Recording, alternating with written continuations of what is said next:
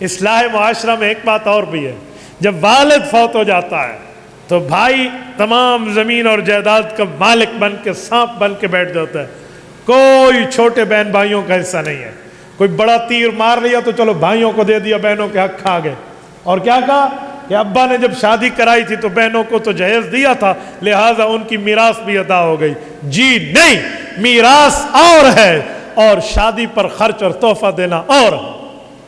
یہ تو کھا لیا اس نے، تو بہنوں کے حقوق کھا کے بیٹھ گئے، یتیموں کے مال کو کھا کے بیٹھ گئے۔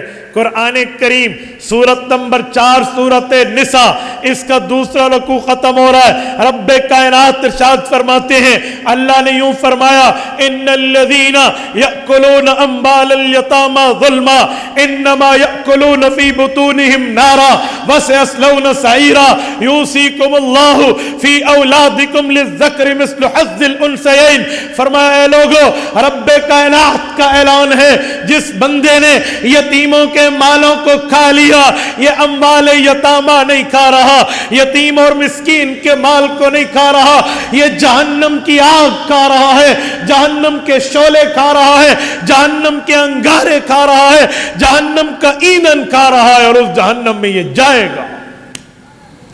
اور جس کے حقوق کو کھایا، رب کائنات نے یہ بات تو فرما دی، تو سرور کائنات نے تشریح میں فرمایا، من اخذ شبرا من الارض بغیر حق یطوق اللہ یوم القیامت 47، کہ جس بندے نے کسی کی ایک زمین، ایک بالشت 9 انچ بنتا ہے، اتنی بھی کم از کم ہتھیا لی تو اللہ 7 زمینوں کو توق اس کے گلے میں ڈال دے گا۔ یہ بھی اصلاح معاشرہ کی چیزیں جو ہم میں موجود نہیں ہیں۔ اور اصلاح معاشرہ میں یہ بھی ہے کہ ہماری پیداوار ہوئی ہے زمین کی، یا تو بارانی زمین ہے یا نہری زمین ہے۔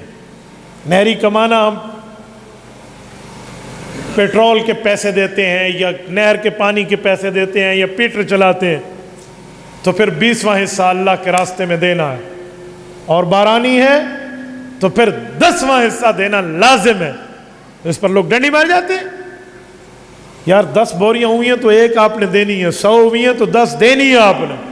کیا بیٹھے آپ، یہ ہم کوئی نہیں دیکھ رہے؟ مالدار ہے تو مالدار مال اپنے پاس رکھے ہوئے ہے، سونے چاندی اپنے پاس موجود ہے، لیکن زکوٰۃ دینے پہ تیار نہیں ہے، اور زکوٰۃ نہیں دے گا تو اسے دنیا میں بخار نہیں، جہنم میں بخار ہوگا۔ میں نہیں کہتا، سورت نمبر 9 سورت توبہ کہتی ہے، یوم یحمى علیہا فی نار جہنم فتکوی بہا جباہہم وظہورہم۔ آیت پڑھیے، یوم یحمى علیہا فی نار جہنم فتکوی بہا جباہہم وجنوبہم وظہورہم ھذا ما کنزتم لانفسکم۔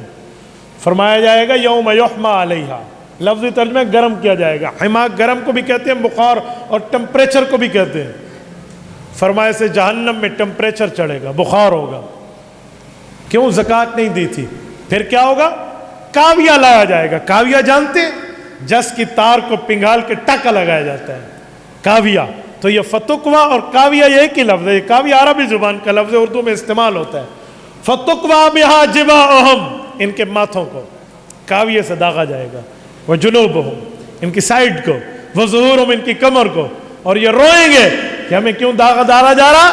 جواب ہوگا ھذا ما کنزتم لانفسکم، یہ جو پیسے تم نے اکٹھے کر کے رکھے تھے اور اکٹھے کر کے رکھے، اور زکوٰۃ صدقات اور غرباء کے حق نہ دیں، تو قرآن کہتے ہیں الذی، مثال اس شخص کی، جمع مالا، جس نے مال جمع کیا، وعدد، اور اسے گنتا رہا، کاؤنٹنگ کرتا رہا، وعدد، شمار کرتا رہا، یحسب، اور یہ خیال کرتا رہا، ان مالہ اخلدا، کہ میرے پاس میرا مال ہمیشہ رہے گا، بینک بیلنس رہیں گے۔ فرمایا کلا، ہرگز نہیں ہو سکتا، یہ مال تو چھوڑ کے دنیا سے جائے گا۔